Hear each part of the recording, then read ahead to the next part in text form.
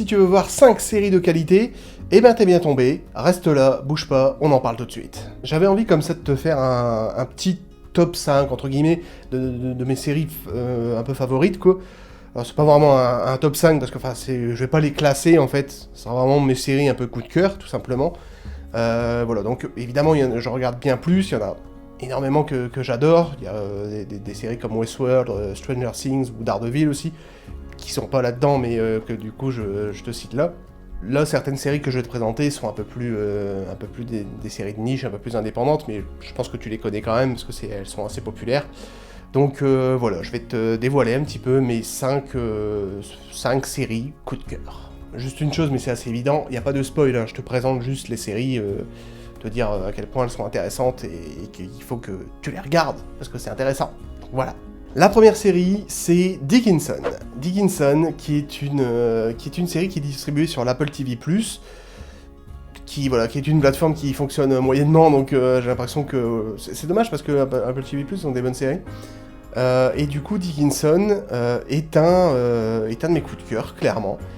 Parce que c'est une série qui retrace la jeunesse de la poétesse Emily Dickinson, qui a vécu au 19e siècle, qui était une des plus grandes poétesses américaines, enfin même au monde aujourd'hui. Et c'est avec Alice Stanfield dans le rôle titre. Personnellement, je trouve que là c'est son meilleur rôle et que clairement ça lui va super bien, ce rôle de Emily Dickinson, cette fameuse poétesse assez introvertie et tout, qui a grandi en Amérique, donc dans une famille très bourgeoise, et tu retrouves un petit peu ces décors de l'époque, et c'est quand même plutôt classe au niveau justement des décors. Tous les personnages sont vachement bien développés. Alors il faut savoir que c'est une dramédie, c'est un peu une comédie dramatique, et c'est vachement intéressant parce que comme tu suis un petit peu Emily Dickinson, donc qui est cette fameuse poétesse, du coup c'est vachement inspirant, parce qu'il y a toute une mise en scène qui est faite par rapport à ses poèmes, comme c'était un personnage féminin très, très intelligent, évidemment. C'est une série qui t'inspire un petit peu, quoi. Clairement, au niveau de la littérature, si t'aimes bien ce genre de personnage, moi j'aime beaucoup suivre justement un écrivain, parce que forcément moi je m'identifie un petit peu là-dessus, parce que je suis moi-même écrivain, parce que j'écris justement pas mal de vidéos, donc du coup voilà, je m'identifie un petit peu là-dessus, et comme en plus c'est de la poésie, c'est vachement profond, vachement philosophique, donc c'est assez intéressant, et il y a toute une mise en scène qui est gérée là-dessus, où t'entends justement des extraits de ses poèmes, c'est vachement intéressant. La série est assez drôle, sans non plus être à mourir de rire, mais elle est légère. C'est une série légère, et tu suis un petit peu sa jeunesse, et je trouve que ça fait bien le taf en termes de série un petit peu, j'ai envie de te dire, un peu pour ados ou jeunes adultes, quoi, on va dire. Voilà, young adult. Et je trouve que Alice Stanfield est absolument parfaite dans ce rôle. Si tu veux plus de précision sur cette première saison, j'ai fait justement une critique, forcément, de cette première saison, parce que c'était un peu une série coup de cœur quand j'ai découvert, donc du coup, j'ai voulu en parler. Donc, Dickinson, c'est une très bonne série de l'Apple TV, même pour l'instant pour moi la meilleure que j'ai vue, donc je te la conseille fortement. Deuxième série que j'adore, et j'en ai parlé un peu sur la chaîne, c'est Sex Education. Sex Education qui est vraiment devenue une série coup de cœur aussi en visionnant la saison 2. Parce que je trouve que cette série est vachement intéressante. Alors évidemment c'est une série pour adolescents dans les lycées. Moi j'aime beaucoup ce genre de série, mais surtout quand c'est bien fait. Quand c'est intelligemment traité en fait, et que les personnages sont attachants. Là c'est le cas en fait. Tous les personnages de cette série sont incroyablement attachants. C'est drôle. Et les thématiques qui sont explorées sont intéressantes, et sont toujours explorées sur le ton de la légèreté. C'est des thématiques importantes, mais qui sont explorées sur le ton de la légèreté, et je trouve ça super intéressant. Dans chaque épisode, t'as toujours un peu un problème d'ordre sexuel à résoudre, en fait, qui sera du coup résolu généralement à la fin de l'épisode, et par les personnages principaux. Du coup c'est vachement intéressant en fait. Tu vois, t'as toujours une problématique un peu, c'est vraiment des problématiques ultra réalistes en fait, de couple de base quoi en fait, et du coup qui sont résolues par les personnages. Donc voilà, et en plus de ça, les personnages principaux qui donnent ces conseils là, eux aussi apprennent des choses, enfin voilà, tu vois, c'est super intéressant en fait, je trouve. Donc voilà, Sex Education, si tu l'as pas vu, c'est vraiment une très bonne série de qualité, donc va la voir si tu l'as pas encore visionné, c'est vraiment un conseil. Troisième série que j'adore, The Good Place. Alors The Good Place, celle-ci elle est terminée, il y avait 4 saisons. C'est un petit format de 20 minutes, style un peu sitcom. Et quand tu vois le concept de la série, qui est grosso modo, le pitch de base, c'est une fille qui est décédée en fait et qui se retrouve au paradis par erreur. Voilà, grosso modo, c'est le pitch de base, tout démarre de là, et tu te dis, c'est génial parce qu'ils vont pouvoir faire 10 saisons comme ça, en fait, sur une fille qui se retrouve coincée au paradis et qui essaye par erreur, quoi, et du coup qui essaye de pas se faire prendre, en fait, pour aller au mauvais endroit, quoi, en enfer, quoi, du coup. Et tu te dis, voilà, ça va être c'est un format de 20 minutes, c'est 13 épisodes de 20 minutes, et tu te dis, bon, voilà, ça va être une sitcom, et en fait, pas du tout. Pas du tout, parce que la série va hyper loin. Au fur et à mesure des saisons, les créateurs de la série, ils avaient vraiment une idée de fou en tête.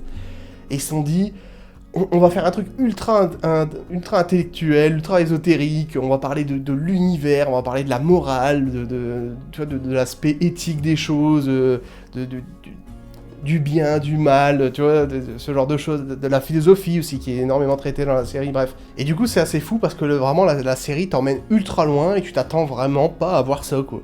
Je m'attendais vraiment pas à voir ça déjà en visionnant la première saison. Quand t'arrives déjà sur la fin, tu te dis ah ok d'accord, ça va pas du tout être ça. Ça va pas du tout être une sitcom comme ça sur une fille qui est coincée au paradis par erreur. Enfin voilà, ça va beaucoup plus loin. C'est super intéressant, quoi. C'est vraiment très très intéressant et c'est hilarant. C'est hilarant et c'est ultra créatif aussi. Parce que comme t'es dans un univers un peu t'es au paradis quoi, donc t'es dans un univers un petit peu, tu vois, parallèle quoi en quelque sorte. Du coup, tu peux tout faire, quoi, tu vois, donc c'est très créatif comme univers, et c'est plutôt classe, quoi. Donc The Good Place, c'est clairement une série que je te conseille. Kristen Bell est absolument parfaite dans ce rôle. Dès que j'ai vu les premiers épisodes, je me suis dit, il y a aucune autre actrice qui pourrait jouer ce rôle-là, enfin, c'est vraiment un rôle fait sur mesure pour elle, donc voilà, regarde The Good Place, c'est vraiment, tu seras vraiment pas déçu, et c'est une très belle série jusqu'à la fin, il n'y a pas eu trop de saisons, en plus 4 saisons, enfin... La série s'est bien arrêtée et c'est vraiment 4 saisons de qualité. Quatrième série, alors là on passe sur du lourd, c'est vraiment en termes de série coup de cœur, là c'est assez ouf pour moi. Atypical. Ah là là, c'est merveilleux Atypical. C'est merveilleux parce que c'est une série, c'est une dramédie. J'aime beaucoup, je crois, ce registre, hein, tu remarques. Il y a beaucoup de dramédies dans mes tops. Donc c'est une comédie dramatique sur une famille un peu atypique en quelque sorte, mais en fait pas vraiment. Ce qu'il y a d'atypique en fait, c'est que c'est le personnage principal, donc Sam, qui est autiste en fait, et il doit grandir un petit peu dans le milieu lycéen, avec sa famille, avec ses amis, etc. Et en fait, tu te rends compte que c'est pas du tout une famille ultra atypique, parce que c'est au final, c'est des gens, quoi, c'est une famille tout à fait normale, avec leur lot de problèmes, et tu vois, et c'est ça qui est génial en fait. C'est ça qui est génial, tu te rends compte qu'en fait, voilà, ils sont pas si atypiques que ça, quoi. Ils ont vraiment c'est toujours des situations qu'on peut tous avoir en fait dans notre vie. Et c'est une série vachement réaliste, vachement profonde, assez émotionnelle. Voilà, je trouve que le côté drame est superbement bien géré. Toujours le côté comédie aussi, parce que la série est hilarante. Moi personnellement, elle me fait pleurer de rire.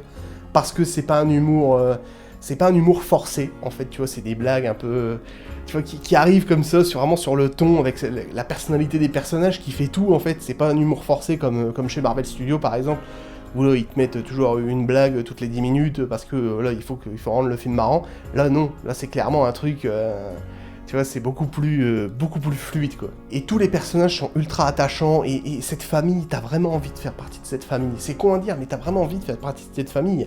Elle est un peu, tu vois, normale et un peu, j'ai envie de dire, dysfonctionnelle, quoi, par moment, et du coup, voilà, ils sont tous super attachants, la mère, le père, la petite sœur qui fait office de grande sœur, parce que lui, comme...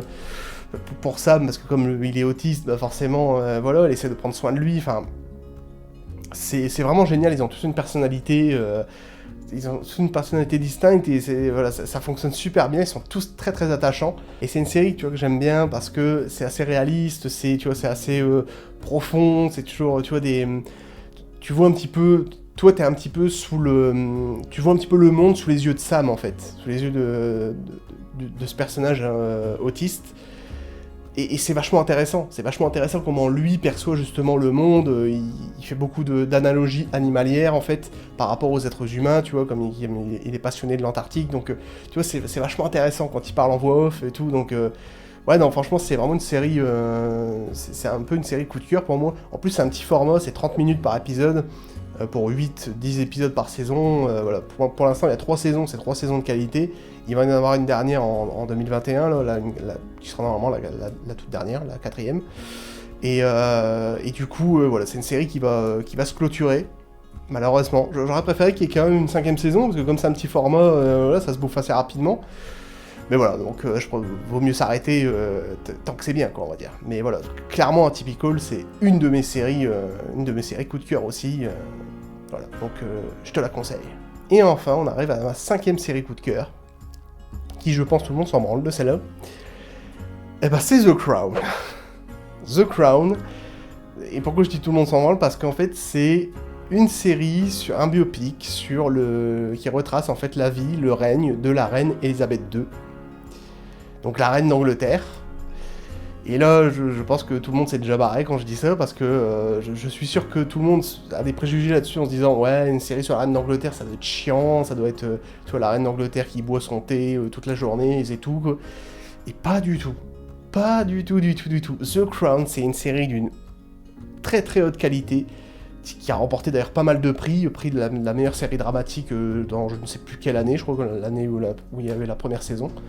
Enfin bref, c'est une série ultra dramatique et c'est une série historique, mais qui est ultra intéressante. Et je vais justement t'expliquer pourquoi, parce que ça, il faut vraiment en parler. Ce qu'il y a vraiment de plus intéressant dans cette série, c'est que tous les épisodes ne sont absolument pas chiants. Pourquoi? Parce que tout ce qu'on retrace, en fait, épisode par épisode, ce sont des événements historiques, donc vraiment des événements qui ont eu lieu, mais surtout, c'est des événements ultra importants de la vie de l'Angleterre, du peuple britannique ou tout simplement du monde, en fait, en règle générale. Tous ces épisodes sont ultra bien mis en scène de ouf, vraiment. La mise en scène est complètement dingue, les musiques aussi, qui ont été composées par Rupert Gregson Williams, qui a composé notamment des musiques chez DC Comics, avec Wonder Woman, Aquaman, ou Tu ne tueras point aussi, qui avait de très bonnes musiques. Enfin bref, les musiques sont ultra symphoniques et ultra dramatiques. Pour te dire, même en continuant sur ce niveau musical, le compositeur du générique, c'est Hans Zimmer. Pour te dire, t'imagines un petit peu. Donc voilà, c'est quand même Hans Zimmer, le générique est absolument magnifique d'ailleurs, et pareil la musique, enfin... C'est une série qui est ultra bien mise en scène, qui a des acteurs aussi incroyables, qui change entre plusieurs saisons, mais bref, qui en tout cas a vraiment un putain de bon casting, et c'est vraiment une série ultra intéressante, parce que c'est une série ultra culturelle, en fait, t'apprends beaucoup de choses. Chaque épisode, comme je t'ai dit, c'est vraiment ultra intéressant, en fait, parce que tout ce qui est raconté, c'est vraiment des trucs hyper intéressants, quoi, culturellement parlant, t'apprends énormément de choses avec cette série, donc franchement, The Crown, ouais, c'est vraiment une série qu'il faut regarder, quoi. Si tu te dis dans ta tête, non, je veux pas parce que c'est la reine Elisabeth, c'est l'Angleterre, c'est chiant, bah pas du tout, quoi. D'ailleurs, pour anecdote, alors je sais pas si c'est le cas encore aujourd'hui, mais en tout cas, à l'époque de la première saison, c'était la série la plus chère de Netflix.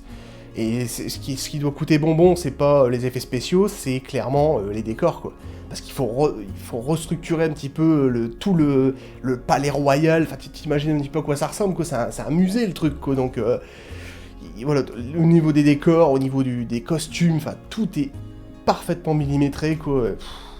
Elle est ouf cette série. Vraiment en termes de dramaturgie, c'est vraiment un peu le haut du panier, quoi. Voilà, et en termes d'acting, enfin c'est absolument magnifique. Moi qui ne connaissais pas du tout Matt Smith, là, qui joue le Docteur Who, enfin qui jouait l'ancien Docteur Who, que moi je regarde pas Docteur Who, donc voilà. Moi je l'ai découvert avec cette série-là, dans le rôle du Prince Philippe. Voilà, il est ouf, quoi, cet acteur, donc voilà, vraiment tous les acteurs. Dans la saison 3, il y a Helena Bonham Carter, quoi, enfin, Helena Bonham Carter qui joue la princesse Margaret, Vanessa Kirby aussi que j'ai découvert également dans les 2 premières saisons, Claire Foy aussi qui est excellente, enfin, vraiment en termes d'acting, voilà, c'est ouf. John Lithgow aussi, je tenais juste à le citer, John Lithgow qui joue Winston Churchill, mais voilà, c'est tous les épisodes sont vachement intéressants parce que c'est culturellement, c'est que des événements ultra importants. Et pour te dire, t'as même entre chaque épisode, tu peux avoir une ellipse d'1 an, tu vois, carrément, tu vois, parce que pendant cette année-là, il y a peut-être pas eu d'événements assez intéressants à traiter, donc du coup, on fait une grosse ellipse pour aller directement sur un événement ultra intéressant. Donc c'est pour ça que la série brase beaucoup d'années et de décennies. Donc voilà, c'est tout pour mes 5 séries un peu coup de cœur. Comme je t'ai dit, je pouvais t'en citer d'autres, mais voilà, là j'en ai sélectionné 5. Ces 5 séries qui sont pour moi ultra qualitatives. Et donc je te les conseille. N'hésite pas à me laisser un like si t'as aimé ce genre de vidéo ultra subjective du coup. Et n'hésite pas à me laisser un commentaire aussi pour me dire quelles sont tes séries préférées, en fait, tes 5 séries un peu coup de cœur. Voilà, ça m'intéresse, donc n'hésite pas à me dire tout ça en commentaire, et je te retrouve pour de prochaines vidéos. Ciao!